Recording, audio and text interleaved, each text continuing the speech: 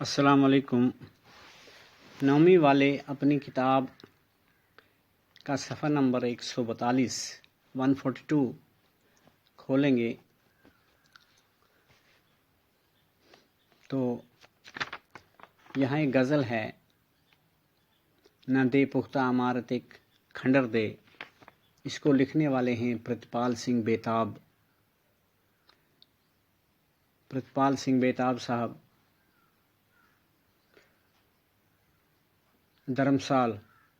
खड़ी धर्मसाल पुंछ में पैदा हुए। तो 26 जुलाई 1949 को ये पैदा हुए थे। तो आइए इन्होंने लिखी है गज़ल, हम इसको समझने की कोशिश करेंगे। लिखते हैं, न दे पुख्ता इमारत एक खंडर दे, मैं बेघर हूँ मुझे भी कोई घर दे।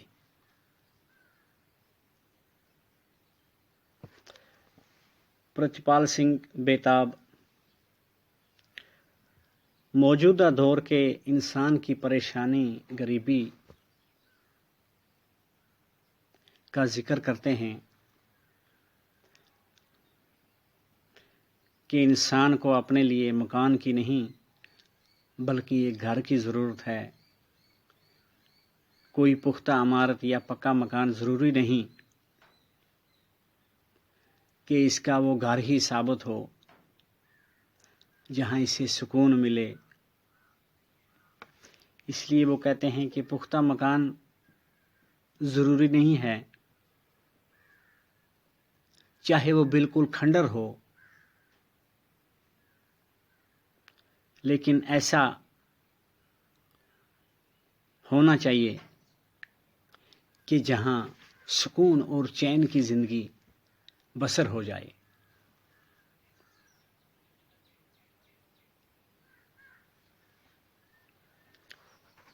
अगर इसके दूसरे माने हम लें तो ये लिखते हैं कि मैं बेघर हूँ, मेरा भी हक बनता है कि मेरा भी एक घर हो। इसलिए अगर कोई पुख्ता मकान मेरे लिए मयस्सर नहीं हो सकता तो ना हो, कोई खंडर ही जिसमें मैं सर छुपाऊं वही हो, तो उसी में मुझे रहने दो। आगे लिखते हैं, अगर हूँ रास्ते पर मुतमईन कर, अगर बेसिमत हूँ राह सफ़र दे।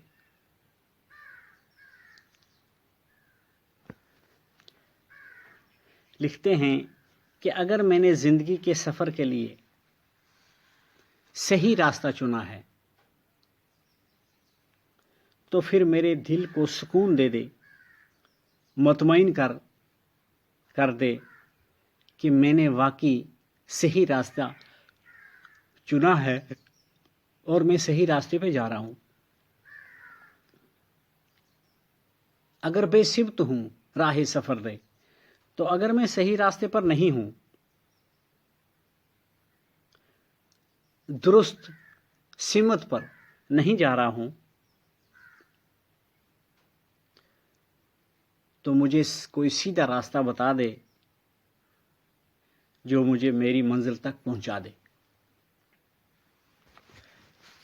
आगे लिखते हैं, न दे ऊंचाई मेरे कद को बेशक, मेरी हर शाख को लेकिन समर दे।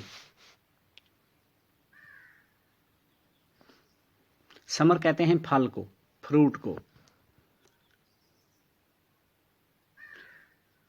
शायर कहते हैं, कोई मुझे बेशक लंबा कद ना हो, लेकिन मेरी हर शाख को फलों से नवाज दिया जाए। पेड़ लंबा होकर अगर किसी को साया नहीं दे सकता तो उसकी लंबाई किसी काम की नहीं रहती। बेशक कद छोटा ही हो, पेड़ का कद अगर छोटा ही हो, फसलों से भरी हुई शाखें हों तो वो दूसरों के काम आती हैं।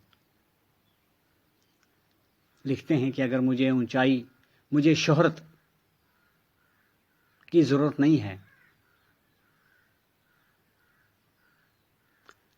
मेरी वजह से लोग खुश होने चाहिए, लोगों को मेरी तरफ से फ़ायदा पहुंचना चाहिए।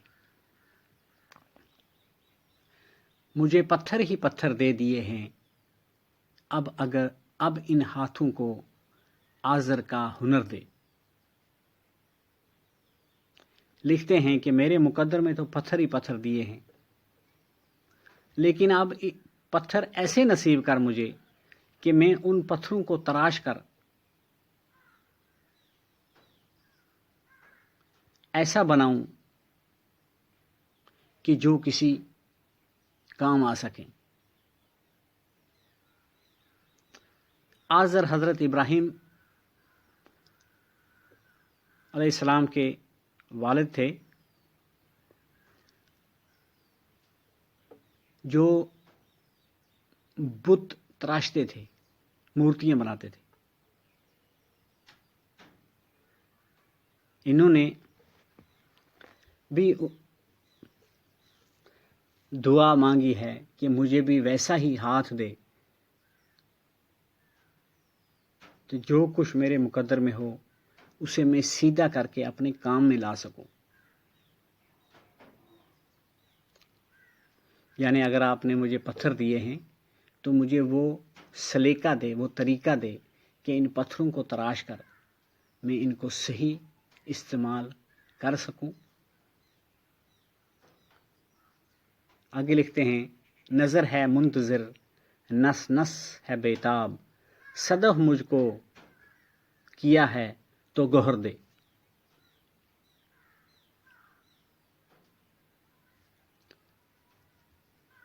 नज़र है मुंतज़िर, नस नस है बेताब, कि मेरी नज़र जो है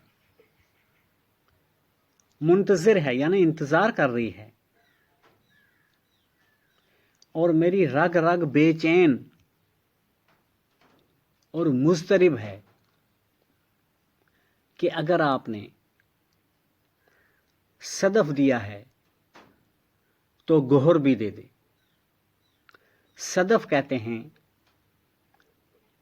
सीप को, जो समुद्र में होती है, जिसको आमतौर पर दो हिस्से हो जाते हैं बीच में, तो बच्चे उसको कहते हैं कि ये मछली का कान है, जिसको आप मछली का कान कहते हैं,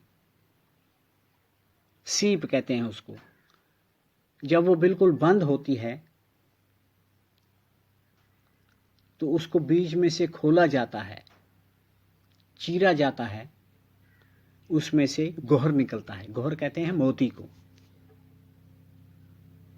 यानी समुद्र में जो सदफ सीप होता है, उसको जब चीरते हैं उसके बीच में से मोती निकलता है, मोती को गोहर कहते हैं। तो वही शायर का मतलब है कि मेरी नज़र, मेरी रग रग बेचैन और इंतज़ार में है कि अगर आपने मुझे सदफ दिया है, सीप दिया है, तो इसमें से जो मोती निकलता है वो भी मुझे दे दे। शुक्रिया।